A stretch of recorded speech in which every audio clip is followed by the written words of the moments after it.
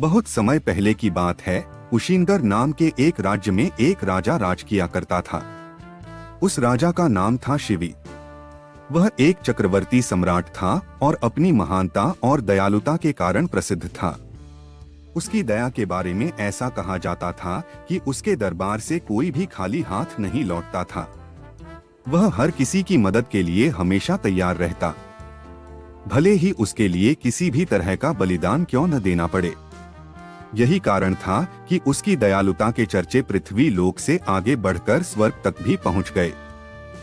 जब इस बात का पता देवों के राजा इंद्र को चला तो उन्होंने मन बनाया कि वह राजा शिवी की परीक्षा स्वयं लेंगे और सुनिश्चित करेंगे कि क्या वाकई में राजा शिवी इतने ही दयालु हैं या यह उनका महज एक ढोंग है।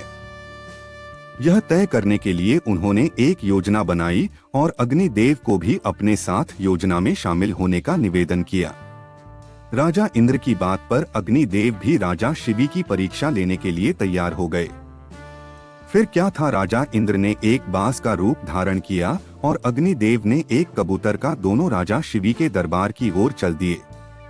अग्निदेव कबूतर के रूप में आगे गए और इंद्र बांस के रूप में इस प्रकार उनके पीछे चले कि मानो एक बांस कबूतर का शिकार करने के लिए उसके पीछे उड़ रहा हो। थोड़ी ही देर में अग्निदेव कबूतर के रूप में राजा शिवी के दरबार में पहुंचे और राजा शिवी की जांघ पर बैठ गए। उन्होंने राजा से कहा कि एक बाज उसका शिकार करने के लिए पीछे आ रहा है, वह उसकी जान बचा लें। कबूतर की यह बात सुनकर राजा ने कहा, बिल्कुल भी चिंता न करो, मेरे होते हुए वह बाज तुम्हारा कुछ भी बिगाड़ नहीं पाएगा। मैं तुम्हारी रक्षा करने का वचन देता हूँ। राजा के वचन देते ही बाज के रूप में इंद्रदेव भी शिवी के दरबार में पहुँच गए। उन्होंने राजा शिवी से कहा कि वह कबूतर मेरा शिकार है, उसे मारकर वह अपनी और अपने बच्चों की भूख मिटाएगा। बाज की बात पर राजा ने कहा, मैंने इस कबूतर को वचन दिया है कि मैं इसके प्राणों की रक्षा करूंगा, इसलिए मैं इसे तुम्हें नहीं दे सकता। राजा की यह बात सुनकर बाज बोला, अगर आप इसे मुझे नहीं देंगे तो मैं और मेरे बच्चे भोजन के अभाव में भूखे रह जाएंगे, इसलिए इसे तो आपको देना ही होगा। बाज की यह बात सुन राजा शिवी थोड़ी देर सोच में पड़ गए और कुछ विचार करने लगे। कुछ देर विचार करने के बाद राजा शिवी ने बाज से कहा, अगर मैं तुम्हें इस कबूतर के वजन के बराबर मांस दे दूं तो तुम्हारी और तुम्हारे बच्चों की भूख मिट जाएगी। ऐसे में इस कबूतर के प्राण भी बच जाएंगे और मेरा वचन भी बना रहेगा। राजा की इस बात पर बाज के रूप में आए इंद्रदेव राजी हो गए, लेकिन उन्होंने राजा के सामने एक शर्त रख दी। बाज ने कहा, महाराज मैं तैयार हूँ, लेकिन आपको कबूतर के वजन का मांस अपने शरीर से देना होगा। बाज की यह बात सुनकर राजा ने सोचा कि कबूतर का वजन कितना होगा।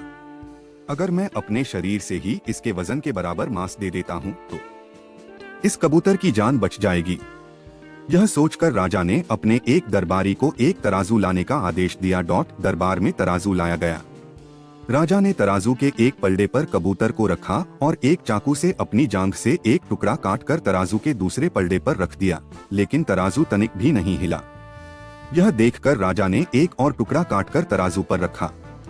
उसके बाद भी मांस का टुकड़ा कबूतर के वजन से काफी कम था। उन्होंने धीरे धीरे कर अपने आधे शरीर के मांस को निकालकर तराजू पर रख दिया। उसके बाद भी मांस का वजन कबूतर के वजन से कम ही रहा। यह देखकर राजा शिवी बहुत निराश हुए। उन्होंने निश्चय किया कि अब कुछ भी हो जाए वह अपने वचन का मान रखते हुए कबूतर को बचाएंगे। यह सोचकर वह खुद ही तराजू के पलड़े पर बैठ गए और तराजू पर कबूतर का पलड़ा ऊपर आ गया। राजा ने बाज से कहा, तुम मेरे पूरे शरीर का मांस ले लो और कबूतर को छोड़ दो। यह सुनकर इंद्रदेव को राजा पर दया आ गई। इंद्र और अग्निदेव अपने असली रूप में आए और कहा, राजा शिवी हम आपकी परीक्षा लेने आए थे और आप इस परीक्षा में सफल रहे। आप वाकई में बहुत ही दयालु और परोपकारी हैं। इस पृथ्वी पर आपकी बराबरी दूसरा और कोई नहीं कर सकता। इतना कहते हुए दोनों देव वहां से गायब हो गए।